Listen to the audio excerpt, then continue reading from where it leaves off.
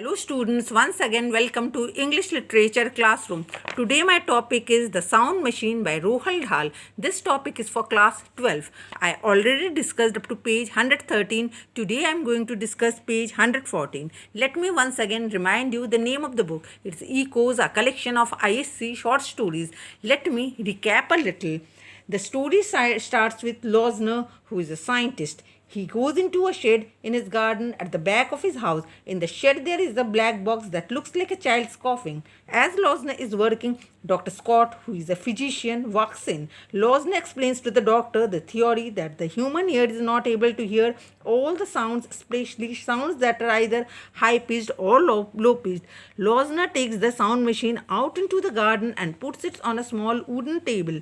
Losner suddenly hears a piercing shriek which is frightening. He looks around to see if the person who has shrieked is around. He only sees his neighbor, Mrs. Saunders, in the next garden.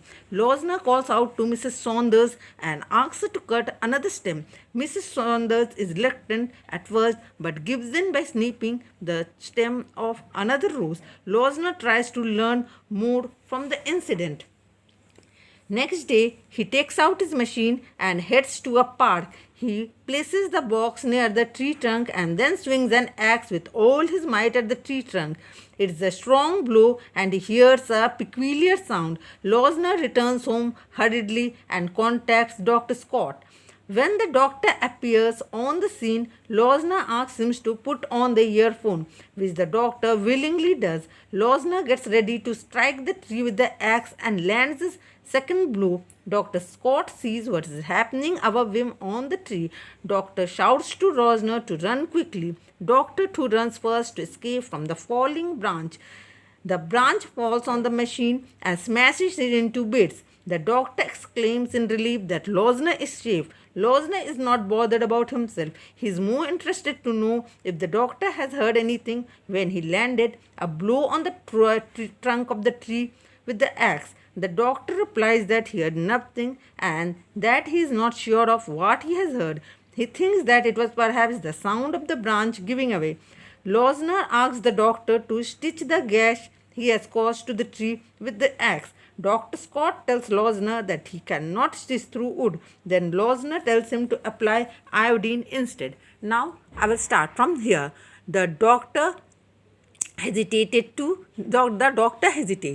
Okay, the doctor hesitated. He saw Losner's hand tightening on the handle of the axe. He decided that the only alternative was to run away fast. Now, what did the doctor think? The only alternative was to run away from that place, and he certainly was not going to do that. But he was not going to do that. Okay, and he even hesitated to put iodine over there. Okay, next he told that all right, I will paint it with iodine. Okay, next he agreed. Next the doctor agreed to paint the place with iodine.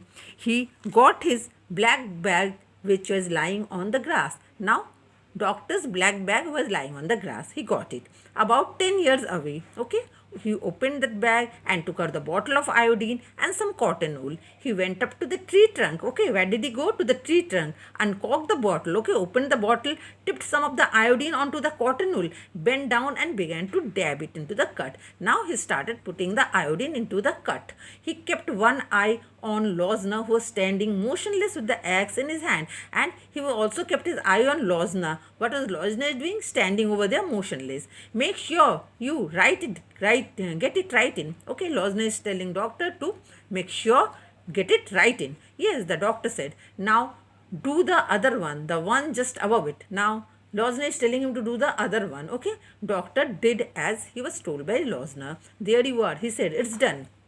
Now the doctor told that it is done. He straightened up and surveyed his work in a very serious manner that should do nicely. Losner now came closer and very seriously examined the wound. Okay, very seriously examined the wound. Yes, he said, nodding his huge head slowly up and down. Yes, that will do nicely. Step back a pace. You will come and look at them again tomorrow. Now, what did Losner tell the doctor? To come back again tomorrow and again to see the wound.